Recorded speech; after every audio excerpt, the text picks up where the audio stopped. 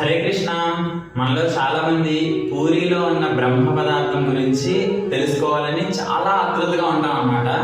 చాలా మంది చెప్తారు బ్రహ్మ పదార్థం అనేది సాక్షాత్తు కృష్ణుడి యొక్క గుండె అని. అయితే మీకు ఈరోజు అది కృష్ణుడి గుండె కాదా అనే విషయం మీకు చెప్తాము. అయితే ఫస్ట్ బ్రహ్మ పదార్థం అనేది ప్రతి విగ్రహాన్ని ఏదైతే జగన్నాథ మూర్తులు ఉన్నారో చతుర్థమూర్తి మూర్తులని అధిక ఆషాఢం వచ్చిన సంవత్సరంలో మూర్తుల్ని మారుస్తారనమాట. ఆ మార్చినప్పుడు బ్రహ్మ పదార్థాన్ని అతి రహస్యంగా మారుస్తారు. అయితే ఈ ప్రక్రియని ఎవ్వరూ ఉండరన్నమాట. కేవలం ఆ పూరిలో అతి వృద్ధమైనటువంటి పూజారి ఎవరైతే ఉన్నారో అతను మాత్రమే మార్చగలరు.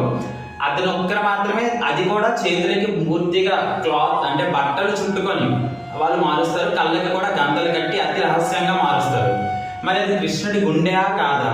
ఎందుకంటే మేము మీకు కృష్ణుడి తాలూకు నిజాలని తెలపాలి అనుకుంటున్నాం కాబట్టి.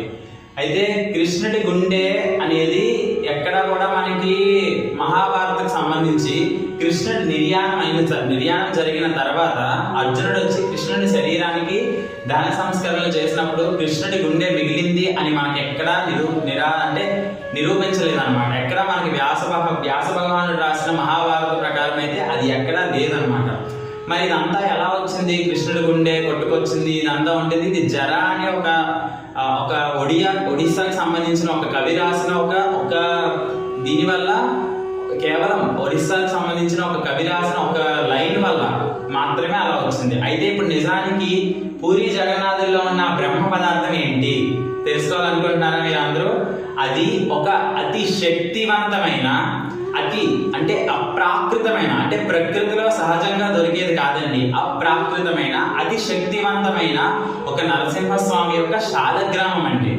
ఆ నరసింహ శాలిగ్రామాన్నే బ్రహ్మ పదార్థంగా మనం అంటే భగవంతుని యొక్క ఆత్మగా ఆ నరసింహ శాలిగ్రామం అనేది భగవంతుని యొక్క ఆత్మగా మాత్రమే మనం భావించాలి. కానీ అది ఎటువంటి కృష్ణుడి గుండె కాదు, మరియు ఏ భగవంతుని యొక్క అవయవము కాదండి. ఇది మాత్రమే మేము మీకు తెలియపరచాలి అని అనుకుంటున్నాం అన్నమాట.